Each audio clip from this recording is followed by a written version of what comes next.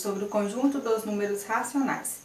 Este é o último conjunto que será estudado esse ano, tá certo? Então vamos lá. Você já conhece as frações e os números decimais. Com isso vai ficar um pouco mais fácil de vocês entenderem, inclusive as operações com esse conjunto. Vamos relembrar os conjuntos que vocês viram anteriormente. Nós começamos com o conjunto N, que é o conjunto dos números naturais. Depois, nós vimos o conjunto Z, que é o conjunto dos números inteiros. E hoje nós falaremos sobre o conjunto Q, que é o conjunto dos números racionais. Quais são os elementos que fazem parte do conjunto N? Vamos relembrar? O conjunto N, quem faz parte? 0, 1, 2, 3, 4 e assim vai. Lembrando que N é um conjunto infinito. Ele tem início, mas ele não tem fim. Conjunto Z são os números inteiros. Nós vimos lá no início do ano. São aqueles números negativos além do N. Então, o N está dentro do Z. Então, além desses números que pertencem a N, entra agora os números negativos. Lembrando que ele é infinito também, tanto para a direita quanto para a esquerda. Então, aqui nós temos um conjunto Z que é infinito, tanto para o lado negativo quanto para o lado positivo. E agora, quais são os elementos que pertencem ao conjunto Q, conjunto dos números racionais? Além de N e de Z, tá vendo que Q pega N e Z? Que é um conjunto que tá, o N e o Z está dentro de Q. Então, todos os números que estão dentro de N, todos os números que estão dentro de Z, pertencem também ao conjunto Q. Além desses, vamos acrescentar agora todos aqueles números que podem ser colocados na forma fracionária. Então, se eu tenho um número que pode ser escrito na forma de fração, ele vai ser um número racional. Vamos generalizar isso. Então, quem seria o conjunto Q? A sobre B, com A pertencente a Z e B pertencente a Z asterisco. O que significa isso? Que o conjunto Q vai entrar as frações, onde o numerador é um número inteiro e o denominador é um número inteiro diferente de zero. Então, esse é o nosso conjunto Q. Todos aqueles números que podem ser colocados na forma fracionária é um número racional. Agora, nós vamos falar sobre fração e números decimais. O que vocês precisam saber nesse início, nessa introdução? Como que eu transformo uma fração em um número decimal? Vocês já viram isso no ano passado, então nós vamos relembrar. Toda fração, para ser transformada em decimal, nós efetuaremos a divisão do numerador pelo denominador. O que significa? Que essa fração 10 sobre 5, para ficar em decimal, eu vou fazer 10 dividido por 5. Aqui no 10 terços, eu vou fazer 10 dividido por 3. E aqui no 2 quintos, eu vou fazer 2 dividido por 5. Então, vamos começar. 10 dividido por 5 é uma divisão exata. Então, 10 dividido por 5 é 2. Aí, vocês podem falar, mas 2 não é um número decimal. Mas ele pode ficar decimal. Basta colocar vírgula 0. Então, 2 e 2,0 é a mesma coisa. Só que escrito nessa forma, ele vai ficar na forma decimal. 10 terços. Então, 10 dividido por 3. 10 dividido por 3, 3. 3 vezes 3, 9. 10 menos 9, 1. Sobrou o resto. O que eu faço para continuar a divisão? Passa a vírgula e acrescento 0. 10 dividido por 3, 3 de novo. 3 vezes 3, 9. 10 menos 9, 1. Como eu já passei a vírgula, é só continuar acrescentando zeros no resto. 10 dividido por 3, 3. 3 vezes 3, 9. Sobra 1 de novo. Se vocês repararem, sempre vai sobrar 1. Eu sempre vou adicionar o 0. E aqui sempre vai ficar 3. O que isso significa? Que esse número ele é infinito. Então, aqui nós temos 3,33 e ele vai ser infinito. Então, vai ficar assim. 3,33 e reticência. Então, o que isso significa? Que nós temos uma dízima periódica. Depois falaremos um pouco mais sobre isso em um vídeo separado, tá? Só para ela. Letra C, 2 quintos. 2 dividido por 5. 2 é menor do que 5. Então, o que eu preciso fazer para efetuar a divisão? Coloco um 0 ao lado do 2, um 0 e uma vírgula no quociente. Agora eu posso efetuar a divisão. 20 dividido por 5 é 4. 4 vezes 5 é 20. 20 menos 20, 0. Então, aqui ficou 0,4. O que podemos dizer sobre esses resultados decimais?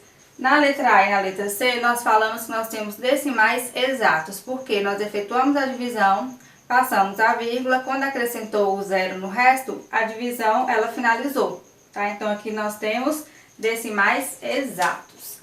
Então, aqui eu tenho decimal exato.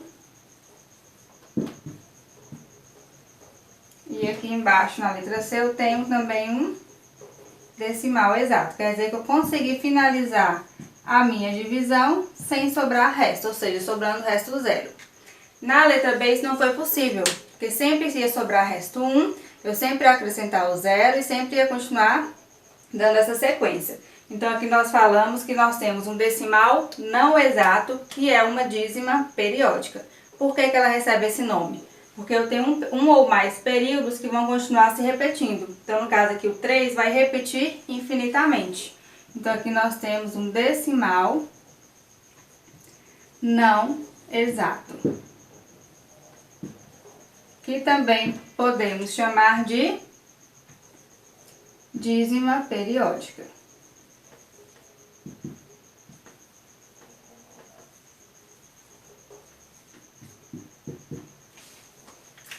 Certo? Então, aqui nós transformamos as frações em números decimais.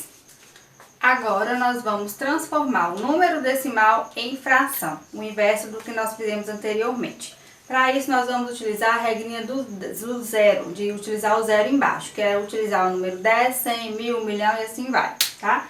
O que que isso vai acontecer? Como que isso vai acontecer? Eu vou olhar a quantidade de casas decimais que tem no meu número. Casas decimais são aqueles números, aqueles algarismos que estão após a vírgula.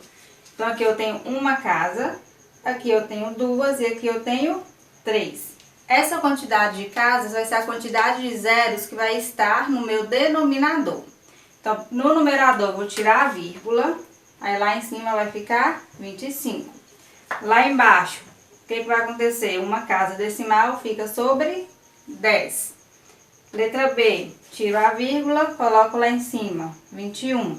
Duas casas decimais significa que eu vou ter 2 zeros, então sobre 100.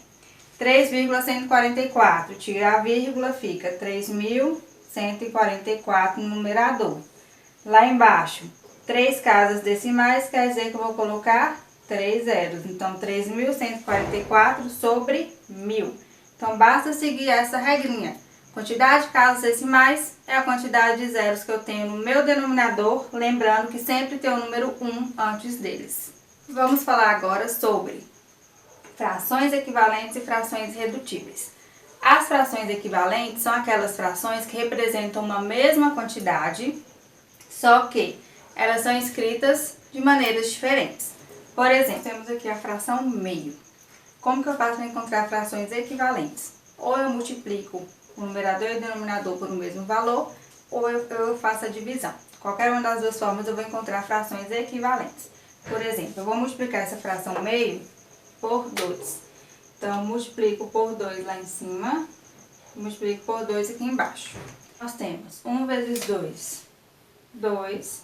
2 vezes 2, 4. Então, eu digo que a fração meio é equivalente à fração 2 quartos. Se eu quiser encontrar uma outra fração equivalente a essa, eu posso multiplicar os 2 quartos, por exemplo, por 3.